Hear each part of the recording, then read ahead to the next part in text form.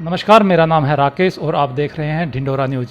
और आज सरकार ने केंद्र की वन नेशन वन इलेक्शन को लेकर कमेटी का गठन कर दिया है और पूर्व राष्ट्रपति रामनाथ कोविंद को उसका अध्यक्ष बनाया है।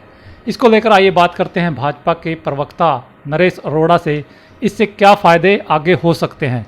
जी नरेश अरोड़ा जी, ये जो सरकार ने फैसला लिया है इससे क्या फ़ायदा हो सकता है आने वाले चुनाव में? धन्यवाद राकेश जी, आपके चैनल का भी धन्यवाद। ये जानकारी लोगों तक पहुँचे और सरकार का क्या व्यू है, आप हमारे से बात करने आए उसके लिए बहुत धन्यवाद। ऐसा है, ये वन नेशन वन इलेक्शन ये पहली बार ऐसा नहीं हुआ है। अभी तक 1992 से 1952 से 4 बार इलेक्शन ऐसे हुए थे। 1952 के, 1967 के और फिर 62 के, ऐसे करके 4 इलेक्शन कुल हुए हैं।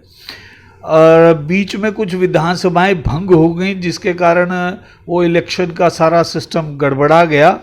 अदरवाइज शुरू से ही वन नेशन वन इलेक्शन का ये संविधान में भी रहा है और शुरू से ऐसे होते रहे हैं। कुछ कारणों से ऐसा हो गया। अब सिर्फ हिंदुस्तान में ऐसा हो रहा है ऐसा नहीं, विपक्ष इसका एक अलग रूप दिखाने की कोशिश कर रहा है। पहले इलेक्शन होते थे, ये बताने का मेरा कारण यही है कि हमारी सरकार नहीं सोच रही, पर सरकार अच्छे के लिए अब दोबारा इसको शुरू जरूर करना चाहती है।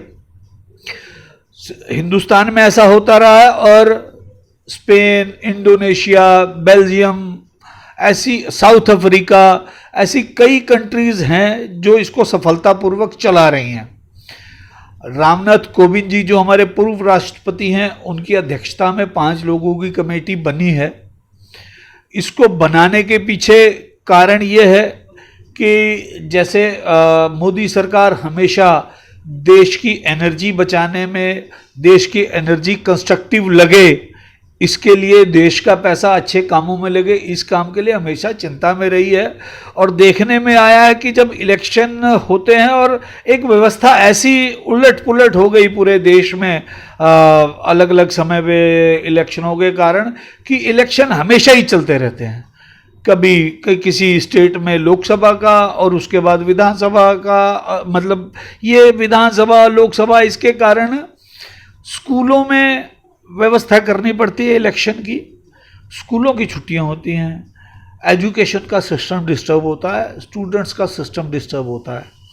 और जब इलेक्शन होते हैं सरकारी कर्मचारियों की, केंद्रीय कर्मचारियों की, टीचर्स की ड्यूटी लगानी पड़ती है। वो बार बार लोकसभा के लिए अलग उनकी छुट्टियां होती हैं, विधानसभा के लिए उनकी अलग छुट्टियां होती हैं। जिन डिपार्टमेंट से उनको बुलाया जाता है वहाँ पे लॉस होता है। फिर अलग अलग इलेक्शन होने के कारण जो हमारी सिक्योरिटी का सिस्टम रहता है वो बार बार चेंज करना पड़ता है। बॉर्डरों पे जो हमारी या देश की सुरक्षा में जो एजेंसियां लगनी चाहिए वो इलेक्शन की व्यवस्था में लग जाती हैं, जिसमें एक भय बना रहता है कि दूसरी साइड के लोगों को, उनको जो अव्यवस्था फैलाना चाहते हैं उनको मौका मिल जाता है वो सब करने का। तो देश के लिए कई फायदे होने वाले हैं, कई चीज़ सिस्टम में आ जाएगी। जिस जगह पे इलेक्शन होते हैं, पार्टी के बड़े सीएम, बड़े नेता, ये सब लोग इलेक्शंस में ही उलझे रहते हैं। लोग वेलफेयर के लिए समय कम मिल पाता है। तो इसलिए वन नेशन वन इलेक्शन का जो एक विचार आया है उसके समर्थन में काफ़ी देखने को मिल रहा है, काफ़ी लोग इसका समर्थन भी कर रहे हैं। लेकिन कुछ लोग ये भी कह रहे हैं कि इससे थोड़ा नुकसान भी हो सकता है और भाजपा को तो फ़ायदा होगा ही, क्योंकि भाजपा सरकार इसको लेके आ रही है।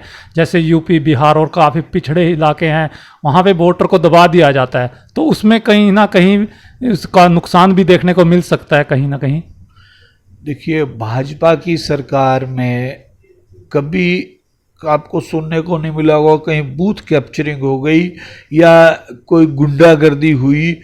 भाजपा की सरकार में मजबूत हुए हैं वोटर भी, वोटर परसेंटेज बढ़ी है, वोटर खुल के वोट कर रहा है, वो वोट का अधिकार सबको मिले, इसके लिए जागरूकता अभियान चली हैं।